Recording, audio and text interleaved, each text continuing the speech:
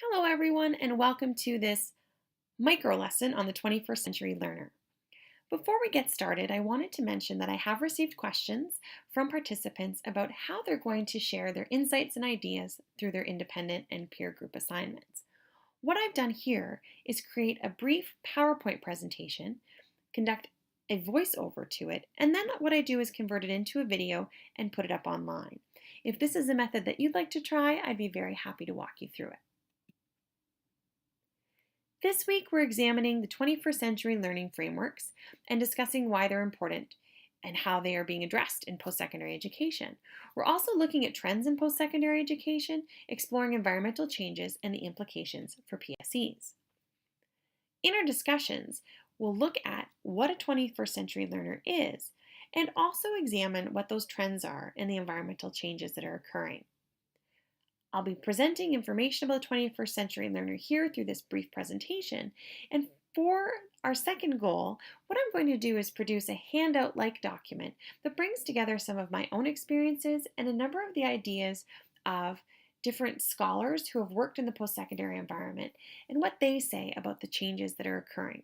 We can then really approach this complicated topic through the discussion boards, I think, in a more effective way than it would be if I was to create a micro lesson on the topic. So I look forward to furthering our discussions on those changes and environmental impacts as the week progresses. Now on to the 21st century learning frameworks. An organization in the States called the Partnership for 21st Century Skills developed what they call the P21 Framework. It involves a number of elements that are required for student success in our current fast-paced knowledge economy.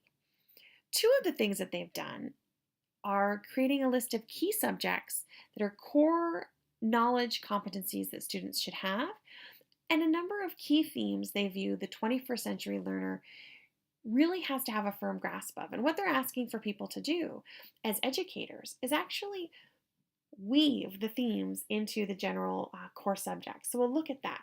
They've also produced a list of 3 important skill sets that are required for success in the modern world. With regards to those key subjects, nothing appears particularly surprising on this list.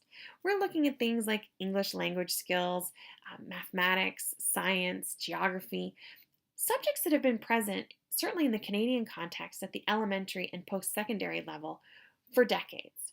What is innovative and different about their framework is that they're asking instructors to pair with those subjects a series of 21st century themes. The idea isn't that instructors are going to teach a unit on global awareness or a unit on health literacy. Instead, what the goal is to weave these themes throughout those subjects in a very interdisciplinary way. Let's take a look at each of the themes to better understand what they're looking for. Global awareness in the context of the framework isn't just awareness of issues of other countries, but also understanding and respecting different cultures, different ways of life, and different life choices. So it's both a global awareness and an awareness at an individual personal level. For global awareness, our students have to work collaboratively and have to be open to learning from one another. Financial, economic, business, and entrepreneurial literacy is something that in my own work I've noticed is an area we should focus on because students are particularly struggling in this area from the transition point of high school into university. According to the framework, we're looking for our learners to make sound financial decisions, to understand the role of the economy both locally and globally, and to use entrepreneurial skills to improve career opportunities and their workplace productivity. Civic literacy has been also receiving significant attention in the last 10 years across campuses all across Canada. You'll see centers for civic engagement, for example, appear at most of the major universities. According to the framework, civic literacy involves understanding governmental organization, understanding governmental activities, and the impact of civic decisions. Our students have to understand the responsibilities of citizenship at the local, national, and global levels. Health literacy involves not only attaining, interpreting, and understanding basic medical and health information, it also involves Understanding preventative physical and mental health measures, things as simple as the importance of nutrition, exercise, and stress reduction.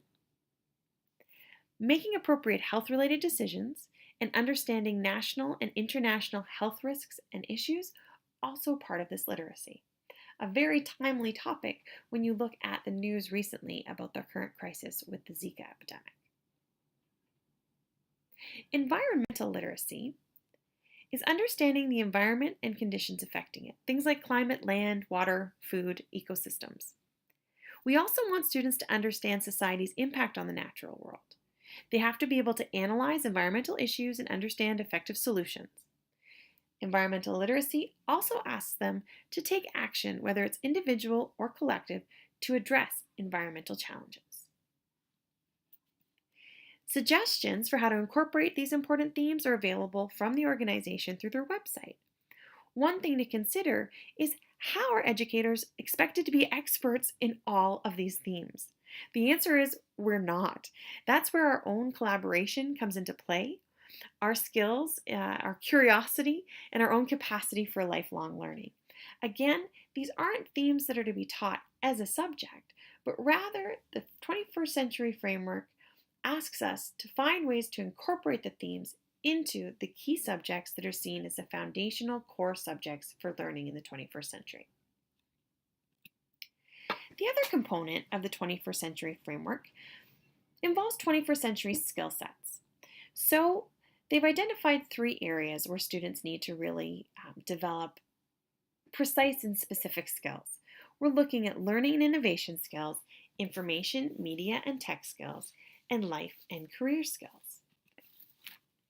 The learning and innovation skills are often referred to as the 4 C's. In your resources for the week, we provided a link to a short video that was produced by a student at UBC. He does a very good job of breaking down what the 4 C's are. These are creativity and innovation, critical thinking and problem solving, communication, and collaboration.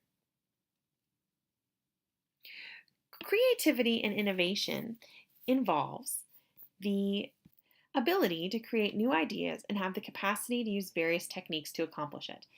Our students need to critically evaluate what they've come up with in order to improve their own outputs. It doesn't stop there because they also have to work creatively with others to be successful, sharing their ideas but also being open to criticism and new perspectives. This involves effectively incorporating feedback in a positive and productive way. Our students also need to know that any innovation involves a cycle of success and failure, and they should be finding ways to view that failure as a learning opportunity. They also have to act on their creative ideas to make tangible and useful contributions to the field in which the innovation is going to occur. Critical thinking and problem solving involves effective reasoning, the use of systems thinking, and the ability to make judgments and decisions by effectively analyzing evidence, arguments, and claims. They have to also analyze beliefs and alternate points of view, reflecting critically on ideas and their own learning experiences. They must also be able to solve problems in innovative ways, of course, by asking significant, clarifying questions that lead to better solutions. Clear communication involves articulating ideas orally, written, and in nonverbal ways. And they have to do this in a number of very, very diverse contexts.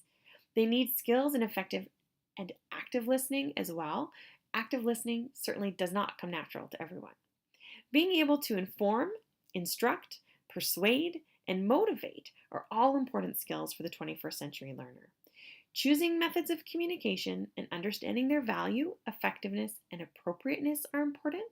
And in our complex world, we must also know how to communicate in diverse environments, whether that's online, as we are through our course, in multilingual environments, or any of a vast variety of environments they'll be presented. Now, what about collaboration? Well, students have to work effectively with others. They have to be able to work respectively with diverse teams, and they have to have flexibility and self-awareness to do this. Because collaboration requires open attitudes. Students have to assume responsibility for collaborative work and value the contributions of others, respecting their opinions and taking their ideas into account. They have to have the awareness to know how their own actions are going to impact the group.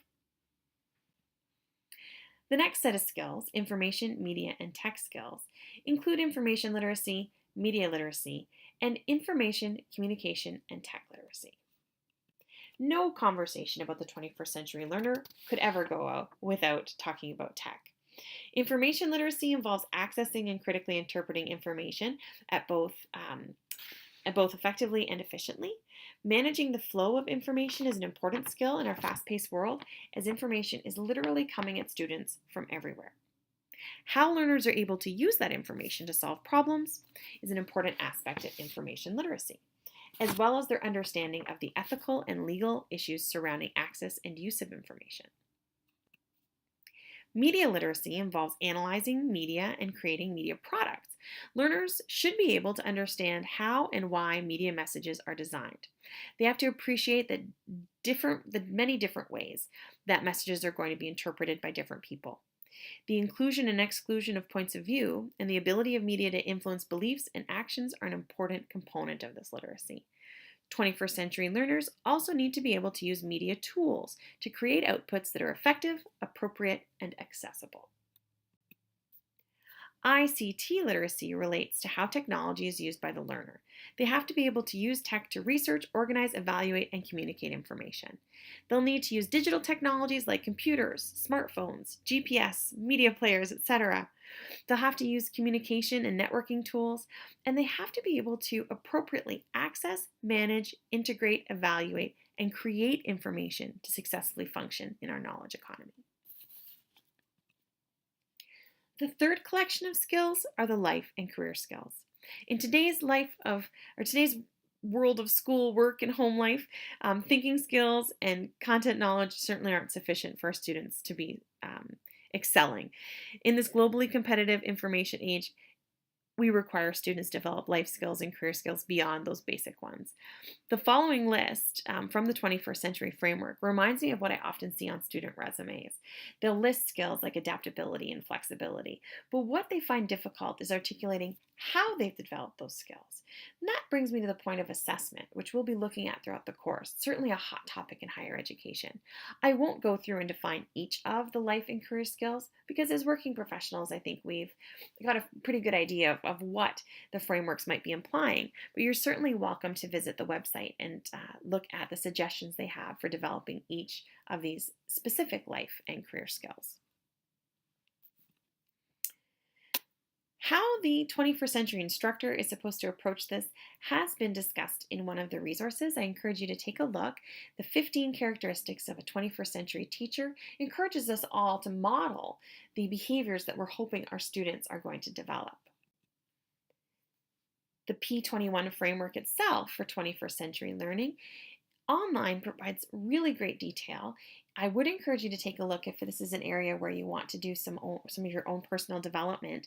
This image is how they present their particular elements on their website. So the rainbow is the students learning, and then underneath it are the foundational ways that we can support the development of each one of these elements for our students to be successful.